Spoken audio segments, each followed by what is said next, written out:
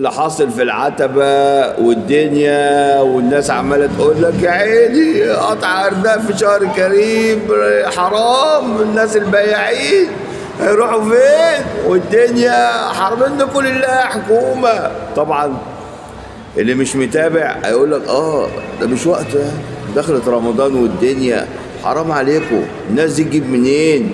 انتوا عاوزين الناس تسرق؟ خلي بالك، ما هو اللي عاوز بص، اللي عاوز يمسك لك حاجه وحشه مش هينفع تفضل مهما تقول له ان انت حلو، هو عارف ان انت هو عارف ان انت وحش، هو بالنسبه له مهما تعمل هو انت وحش عشان هو ما بيحبكش. اللي حصل كالاتي: الحكومه خدت الجراج بتاع العتبه، اللي كان بيروح العتبه في جراج كده في ميدان الاوبرا، الجراج ده كان بتاع عربيات متعدد الطوابق. الجراج ده خدوه وخلوه بقى كان بتاع عربيات وكذا، اللي راح عارفه يعني كان كذا طابق يعني. الجراج ده يا جماعه متعدد الطوابق، معلش دخل علينا البوم بس متعدد الطوابق. عملوا ايه بقى الحكومه؟ خلي بالك، ما هو مهما يعملوا مش راضي. انت لو رحت تركيا او رحت، الله بص الجبل، بص النظام، الدنيا حلوه، لكن عندنا هنا في مصر ايه القرف ده؟ ايه الحكومه دي؟ والناس لما تحب تعمل تقول لك لا. لما راحوا شالوا تل العقارب وعملوا ما شاء الله عليه، قال لك الناس هتنام في الشارع، روح شوف تل العقارب، روح شوفه. هتقول لي اصل مش للغلابه، لا للغلابه نقلوهم الاسمرات مش هنطول منك. طبعا بص، انا مش هقنعك بحاجه، تفضل تقول لي انت مطبلاتي وبتاع، انا اقول لك يعني. عملوا لهم 440 باكيه، هم عملوا احصاءات للبيعه يعني 440 باكيه. نظام ايه بقى؟ يعني نظام حاجه ايه؟ حاجه شيك، نظام اسانسيرات ونظام ممشى.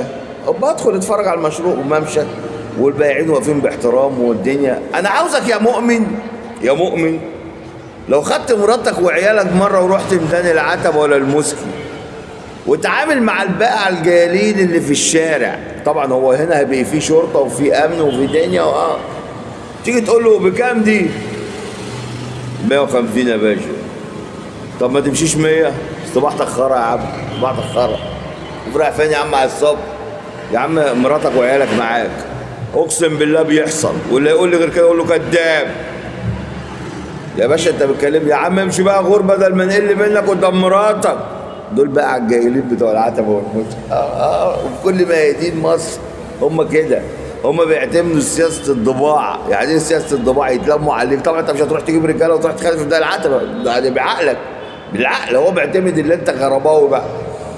يعني يقول لك يا باشا طب دي خلاص يا عم شوف رايح فين. لا خبط، حاسب يا عم خبطتني، حاسب يا عم ده مكاني ده. بص نظام شوارعيه الا من رحم ربي، عشان الناس تقول لي ما تجمعش، لا الا من رحم ربي. في ناس كويسه عايزه تاكل عيش، بس انت الدوله بتعمل نظام وبتعمل شغل حلو وهتقعدوه في مكان ما قطعش عيشه. يعني انا راجل فاتح محل ده يجي يقول لي مثلا دي يا باشا احنا عاوزين بس البيت ده نطلع لو مؤاخذه نعمل كوبري وهنديك محل في الحته الفلانيه. ماشي يا عم نروح، بس ادوني محل غيره. سأل ايوه عادي. ما هي بص، الرزق بيروح لك مهما تكون اكل عيشك بيجي لك. بص لا شفاعه في الموت ولا حيله في الرزق، الاتنين دول مش هتقدر تعمل فيهم حاجه. الرزق لو انت قعدت بفرشه في الجراج هيجي لك رزقك، ولو قعدت بفرشه، ما انت بتبقوا قاعدين في المسكي 300,000 بايع قاعدين جنبهم وبيجي لك رزقك لغايه عندك. هم بقى عملوا نظام حلو، ومن لما الحكومه تعمل نظام حلو ما تشتمهمش، ما تقولش الحكومه بتجوع وشغالين على قناه اللي انت عارفينهم، اللي هم اللي انت عارفينهم كاذبون هيقول لك والله يدخل يقول لك انت راجل مطبلات عادي، طب اللي بلدي. بس لما يكون في حاجه كويسه، في حاجه وحشه ننتقد عادي يعني. لو اللي متابع فيديوهات الليل بنتقد حاجات عادي، بس لما تعمل حاجه حلوه قول حلوه، قول كويسه. لما يبقى في نظام تعرف تمشي انت ومراتك وعيالك قول كويس، ما تبقاش على طول على الخط. المشكله عندنا اللي احنا دب حكومه تك الرئيس دب. طب في حاجات حلوه، في حاجات وحشه، في حاجات هنا عايزه تتظبط، حاجات هنا جميله اتروقت. صباح الفل، ربنا يحفظ مصر.